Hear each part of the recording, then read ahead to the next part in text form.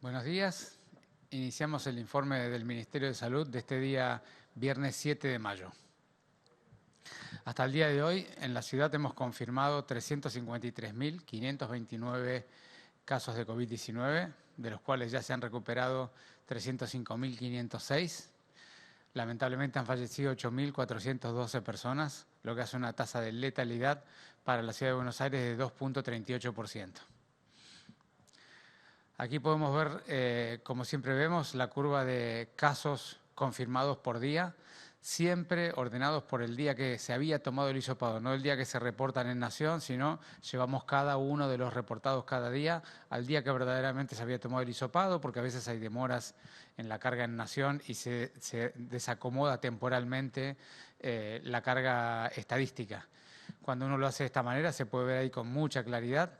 Y recuerden, siempre que los últimos días son días que aún van a seguir recibiendo carga, por lo cual están en otro color, pero se puede ver ahí con mucha claridad que luego de esas 3 semanas de mucha intensidad de casos, que empezaron luego del fin de Semana Santa y duraron 3 semanas, como les decía, hemos tenido una semana, la que ha terminado, la semana anterior, y esta semana que tiene un seguimiento epidemiológico muy parecido, de un número de casos significativamente más bajo que aquellas 3 semanas que les estaba contando.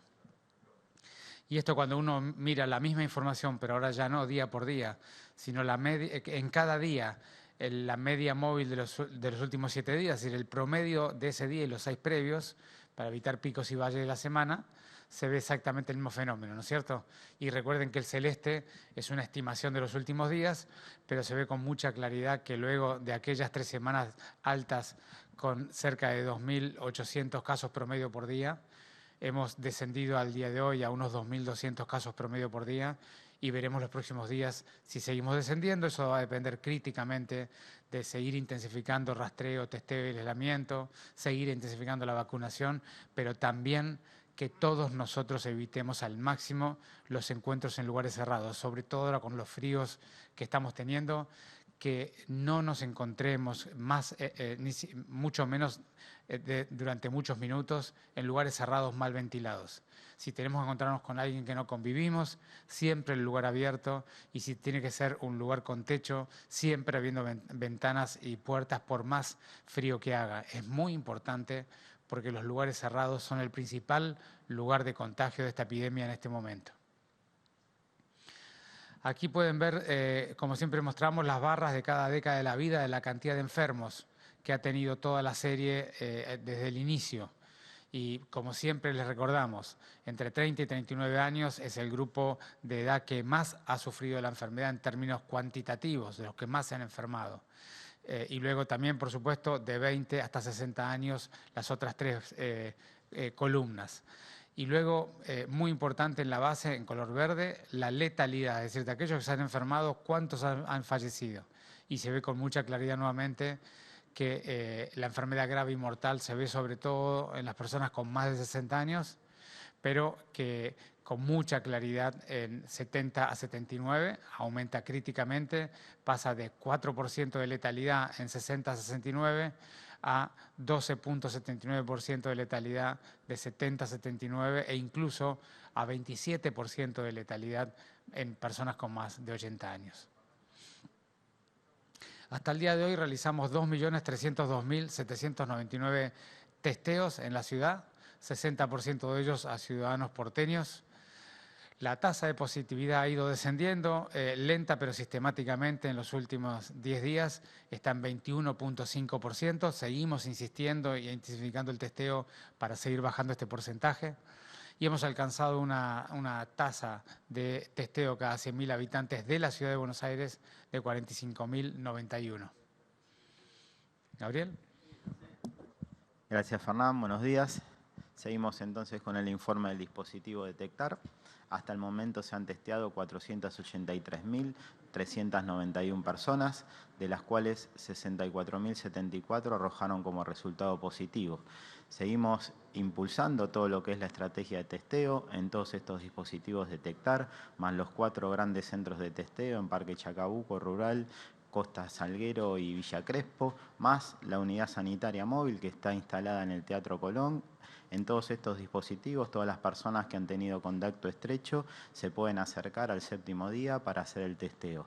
Seguimos insistiendo en la estrategia de que toda persona o sintomática o contacto se testee con el posterior aislamiento para frenar la cadena de contagios. En relación a los barrios vulnerables, se han diagnosticado hasta el momento 22.301 personas, de las cuales 19.946 ya se encuentran recuperadas. Lamentablemente fallecieron 318 personas, lo que da una tasa de letalidad del 1.43. Acá también, en los 7 puntos del detectar en barrios populares, hemos intensificado todo el personal. Algunos los mudamos para tener más capacidad y hemos impulsado nuevamente toda la estrategia de los promotores para ir a cada uno de los domicilios y seguimos recordando la importancia de que todas aquellas personas se vengan a testear. Están dispuestos, como en la primera ola, todos los hoteles para aquellas personas que no puedan cumplir el aislamiento en su domicilio. Están dispuestos todos los hoteles para los casos leves después del testeo positivo. En el día de ayer se han diagnosticado entre todos los barrios 163 casos. Continuamos con el informe de geriátricos con Paula. Gracias, Gabriel. Buenos días. Bueno, llevamos realizados en la Ciudad de Buenos Aires 47.672 test a personas que residen en las instituciones geriátricas y hemos podido confirmar a través de esta estrategia 6.116 casos de COVID-19. Se han recuperado favorablemente 4.841 personas de estas que diagnosticamos y lamentablemente han fallecido 1.144 personas.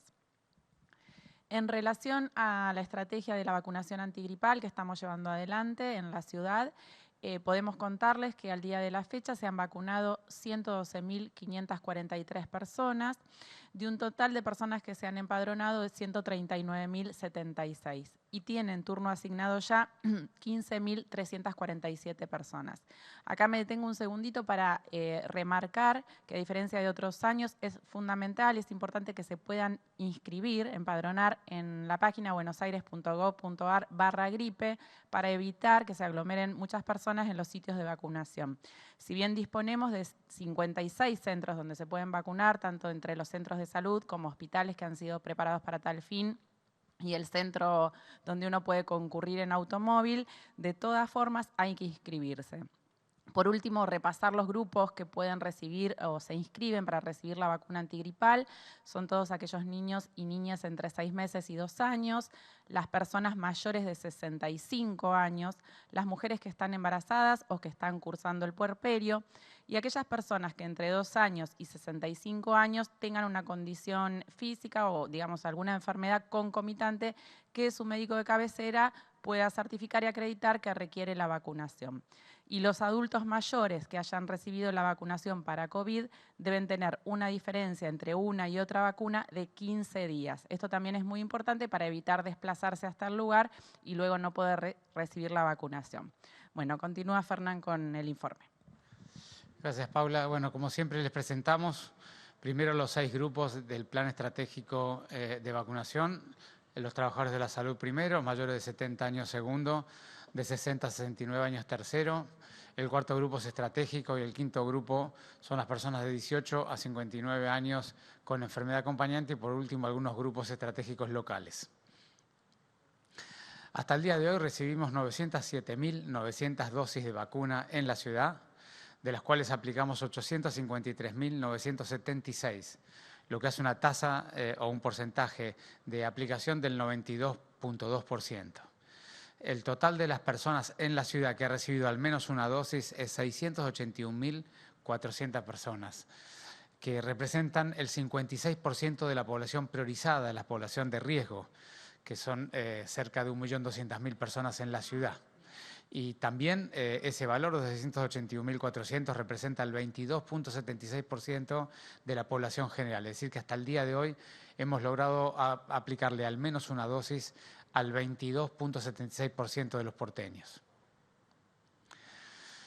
En términos del grupo 1, que son los trabajadores de la salud, nosotros aplicamos hasta el día de hoy 325.050 aplicaciones de vacunas, de las cuales 185.400 fueron la primera dosis a trabajadores de la salud y 139.650 de ellos también recibieron la segunda dosis. En cuanto a adultos mayores, ustedes ya saben, en este momento estamos vacunando personas entre 60 y 64 años. Hasta el día de hoy aplicamos 481.597 vacunas a personas mayores de 60 años. Tenemos asignados para hoy y mañana 19.628 turnos y nos quedan aún 48.000 personas empadronadas de 60 a 64 años que aún no le hemos asignado turno. Aquí es muy importante decirle a todos que en cuanto llegue el próximo vuelo con dosis 1, rápidamente le vamos a dar los turnos. Seguramente eso va a ocurrir en los primeros días de la semana que viene. Podremos vacunar al resto del grupo de mayores de 60 años que nos están faltando. Y también hemos vacunado a todas las personas que están en residencias de adultos mayores. Son 498 residencias en la ciudad, ya han sido todas visitadas y vacunadas. Y también estamos en un plan cotidiano de visita a domicilio para aquellas personas que han hecho el trámite, que llamaron al 147, que fueron evaluados por los geriatras y que se definió que verdaderamente correspondía vacunarse. Todas ellas que han iniciado el trámite van a ser contactadas y día a día vamos por los domicilios vacunando a las personas que así lo han solicitado y que han tenido el permiso para hacerlo. Muchas gracias. Ministro, buen día. Hernán Mundo de Radio Nacional. Quería preguntarle a propósito de lo que usted mencionaba sobre la llegada de vacunas. Si no veo mal el número, están quedando aproximadamente unas 50.000 vacunas, ¿no?, dentro de las que han recibido y las que les resta por aplicar.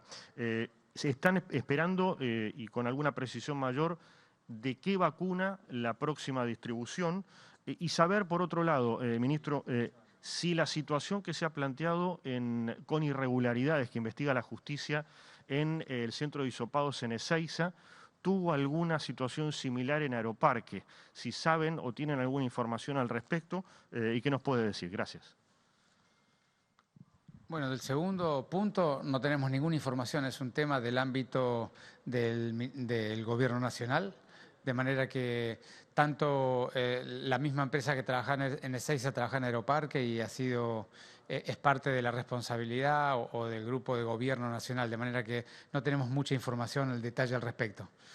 En cuanto al primer punto nosotros sabemos, y la ministra de Salud de la Nación ha comunicado ayer, que el día 21 o 22 de mayo vamos a estar recibiendo un embarque de AstraZeneca, que ese embarque es muy importante para nosotros porque en esos días tenemos el periodo de las 12 semanas de los que ya han recibido la vacuna Covishield en los primeros meses del año.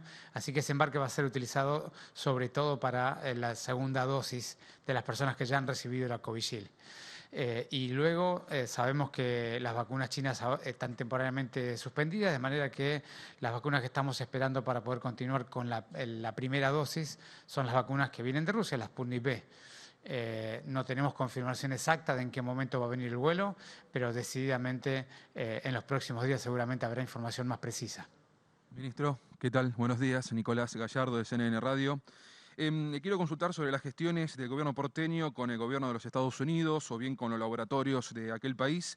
¿De qué consta estas tratativas de conseguir vacunas y bien qué objetivos se tiene? Si es que son optimistas de que en un corto plazo van a conseguir dosis para que lleguen a la ciudad y al resto del país, porque entiendo que la lógica es para colaborar con la campaña a nivel nacional. Y por último, usted marcó que la curva de casos viene bajando sostenidamente, lo ató, lo vinculó a la conducta social. En ese marco, si se mantiene esta tónica, ¿qué va a ocurrir con esta curva? ¿Efectivamente va a bajar? ¿Podemos aseverar que si se mantiene esta conducta, este rebrote o esta segunda ola va a culminar de acá a fines de mayo? Gracias. Bueno, en cuanto a las vacunas, Nicolás, nosotros desde el primer día que el jefe de gabinete de la Nación comunicó que las jurisdicciones podían ensayar y buscar alternativas para comprar vacunas. Nosotros estamos trabajando intensamente en ello, como bien comentaste vos, siempre para colaborar con la campaña nacional, porque somos una nación y necesitamos distribuir las capacidades y los recursos entre todas las personas con un criterio de equidad, con el criterio de riesgo que la campaña de vacunación va siguiendo. Intensivamente nos hemos reunido con todas las empresas, con todos los gobiernos y trabajamos permanentemente de evaluar alternativas. Al día de hoy no tenemos ninguna definición concreta en el corto plazo, de manera que no hay mucho más para comunicar. Y en cuanto a cómo evolucionará la curva, esto lo hemos visto ya en las dos curvas anteriores, en la que terminó en septiembre del año pasado y la que terminó en enero de este año, ¿no? Aquí hay una interrelación, una complementariedad de acciones que son esenciales para bajar la curva y cuanto más intensamente se complementan, más intensamente descienden los casos. La primera que podemos nombrar es la capacidad del gobierno de intensificar el testeo, el rastreo y el aislamiento. Si uno no intensifica el testeo, el rastreo y el aislamiento, es muy difícil bajar los casos porque es muy difícil identificar los grupos de personas que han sido contacto estrecho y por lo tanto es difícil cortar la cadena. Uno identifica al enfermo, pero si uno hace una buena investigación sobre con quiénes estuvo, es muy difícil cortar la cadena de contagios porque siguen los contactos estrechos enfermándose y generando nuevos contactos estrechos. Así que todo el seguimiento de personas y el diagnóstico de las personas es esencial. El segundo componente es la capacidad, la energía que tenemos los ciudadanos para cada día cuidarnos. Ya sabemos todos cómo es que nos contagiamos.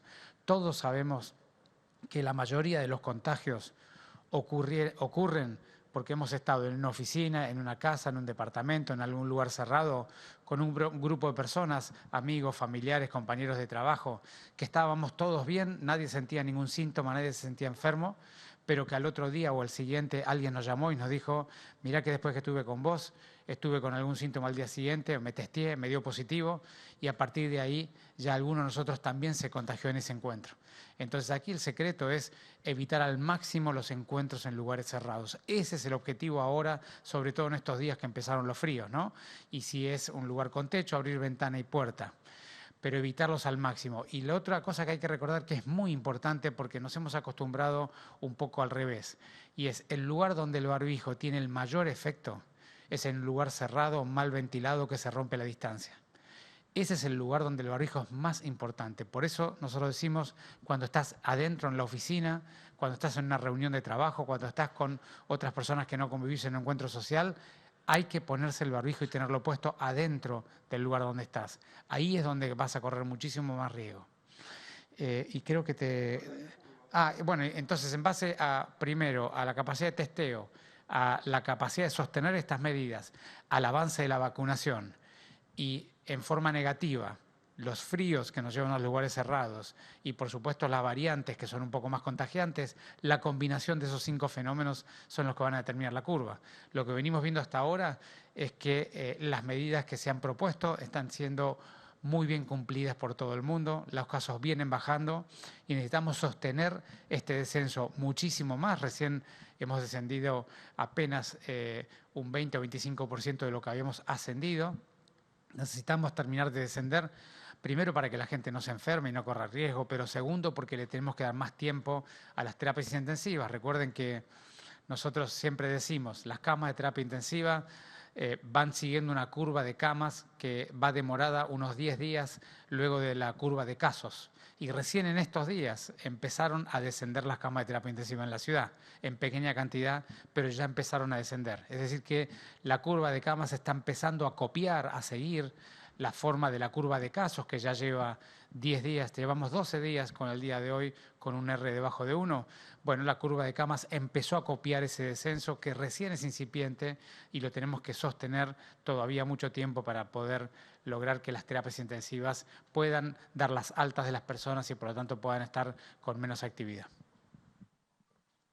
Buenos días, ministro. Marcelo de Leo, Radio La Red. Continúo en la lógica de lo que usted estaba contando recién.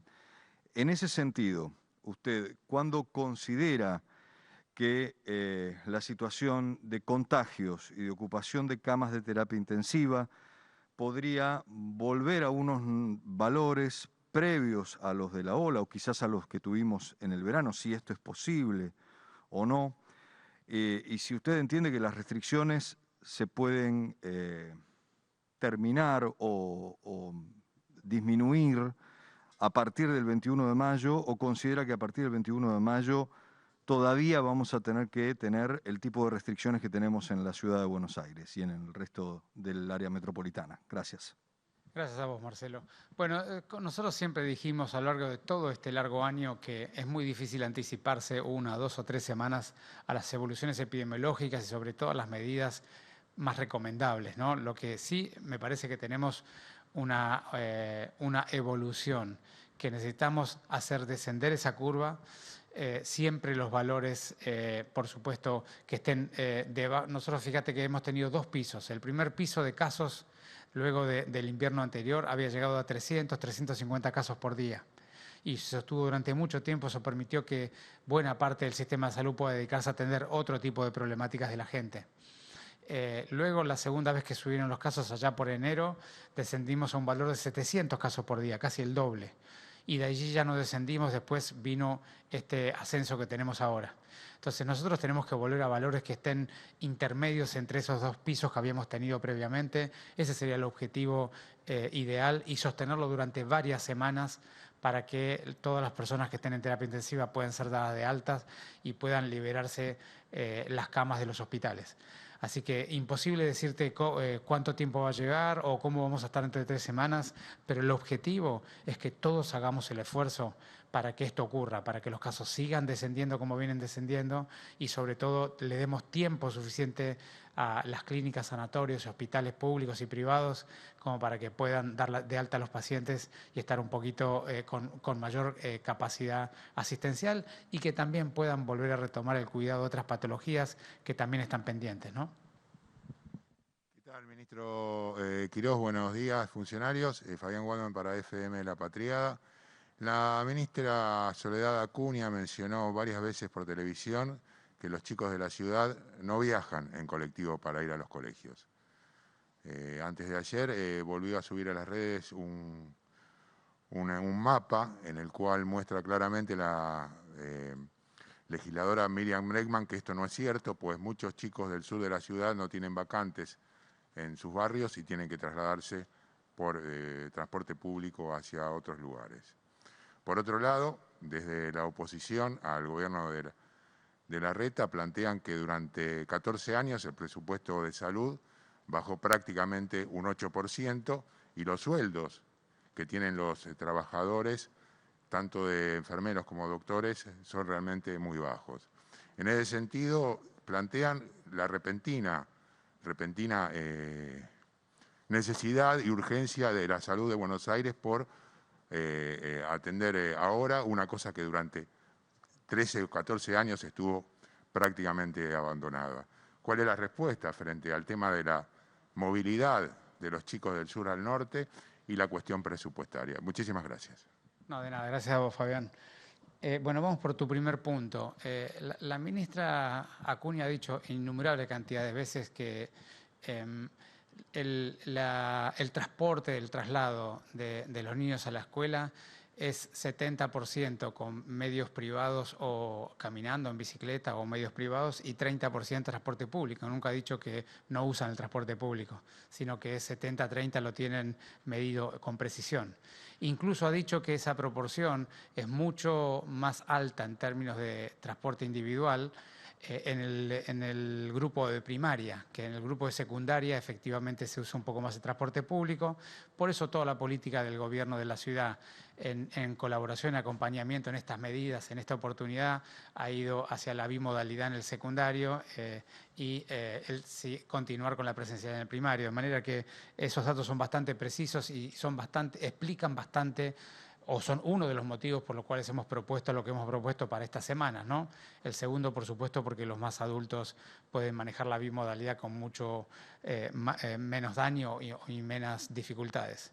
Y yendo al otro punto que comentabas, me parece que la simplificación y hacer aseveraciones de esta magnitud a la gente con simplificaciones tan grandes de lo que significa el presupuesto público, no ayuda a que la gente pueda comprenderse. Se analizan porcentajes de presupuesto total cuando dentro del presupuesto se agregan otras funciones como la policía, como otros objetivos, de manera que ese tipo de debate no me gusta darlo de esa manera y en todo caso prefiero darlo de otra manera, un diálogo un poquito más profundo, más certero, más complejo, como es la realidad, ¿no?